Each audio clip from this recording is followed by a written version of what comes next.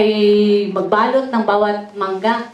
Especially pag mga pang-export, talagang binabalot ho yun. Ganun ho yung pinapahalagahan.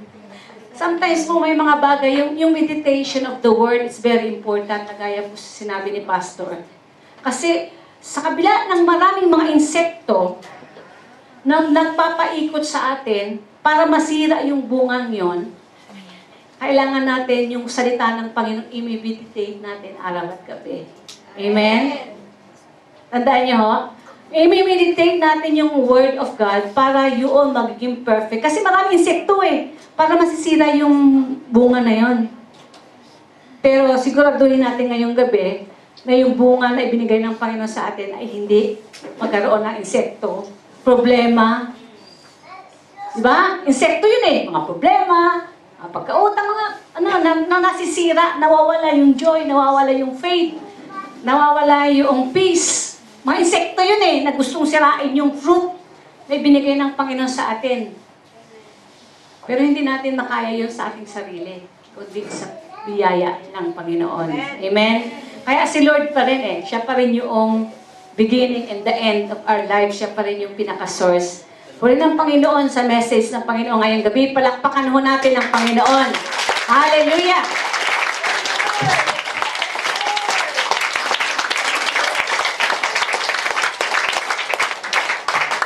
Gaya sinabi ni Pastor na yung proseso po yun, hindi man natin na-erase na ni Pastor. Hindi man natin nakuha yun. Pero, ang ano dito, yung parang yung law, parang tinuro ko minsan yung law. Sa 10 commandments, pag once na nasira mo at na-disobey mo yung 1 commandment, di ba lahat yun na-disobey mo rin? Kailangan pala yung pag-fruit, kasi fruit lang siya, isa lang siya. Ibig sabihin, kailangan i-process nga siya. Lord, kulang ako sa area na to. Wala akong peace, kulang ako sa faith, kulang ako sa... Para mabuo talaga siya sa tulong ng Panginoon. Holy Spirit din ang tutulong sa atin. Kahit siya nagbibigay, siya din tutulong sa atin, di ba? Amen? Hindi natin kaya yung sa sarili nating lakas di ba? Sa tulong din ng banal na Espiritu na nagbibigay ng conviction sa atin. Amen. Amen. Tayo lahat po ay tumayo at tayo po ay dadako sa communion. Hallelujah. Nilin ko po yung ating mga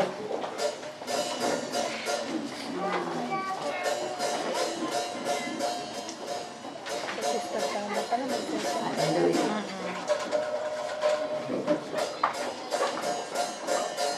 Kaya naman pala malamig, may aircon pa tayo, malamig pa ang labas.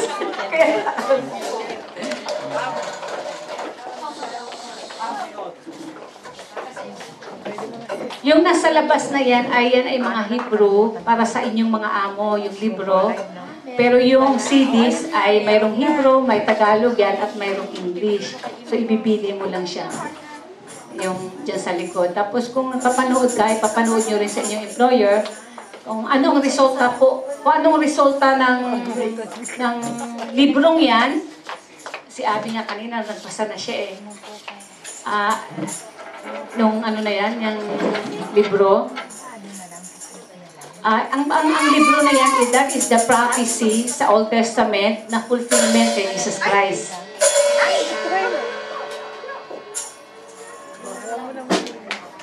Ang prophecy sa Old Testament, yan ay na-fulfill kay Jesus Christ.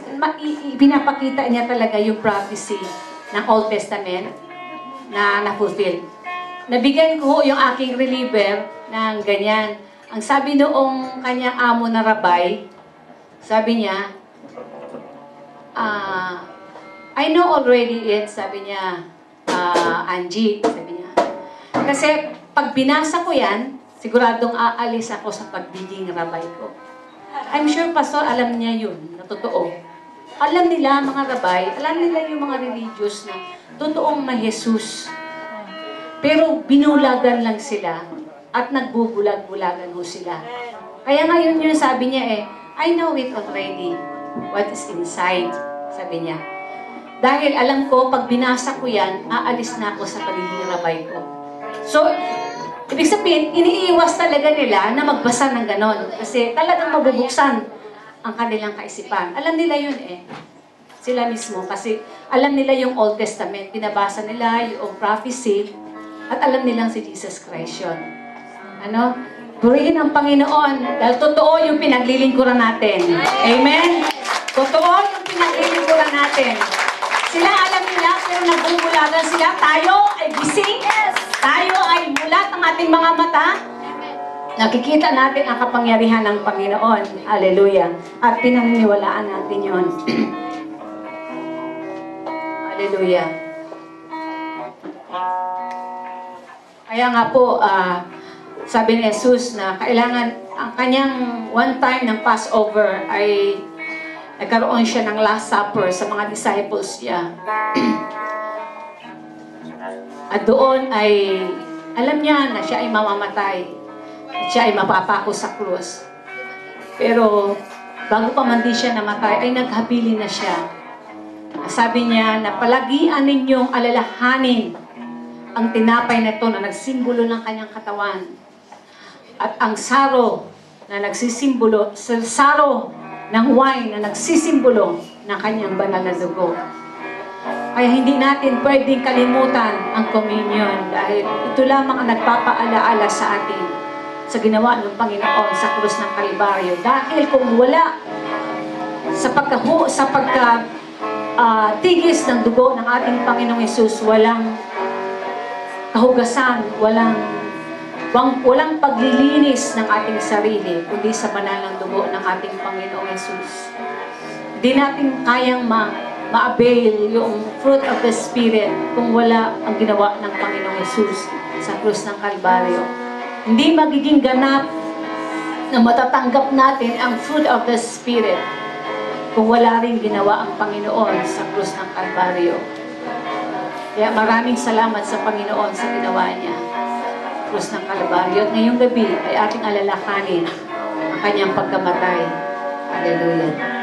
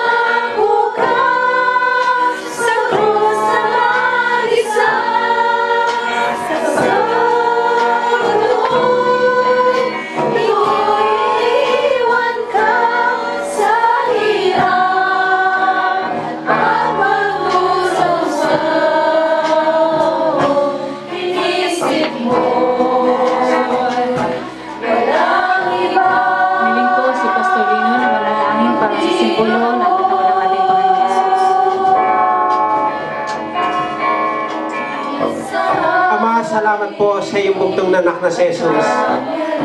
Ibinigay mo, Panginoon Lord God, ang isang matuwid na ito upang siyang mamatay sa krus ng Kalbaryo. Ang kanyang katawan, Panginoon, nasugatan, Panginoon, bilang kabayaran ng aming mga kasalanan. At sa oras ito, Panginoon Lord God, dumadako kami, Panginoon, sa pagtanggap, Panginoon, ng mga pinagpira-pirasong tinapay, Panginoon, na sumisimbolo sa iyong katawan, O God, na nabayubay na pako sa krus upang kami tubusin sa aming mga kasalanan, O God.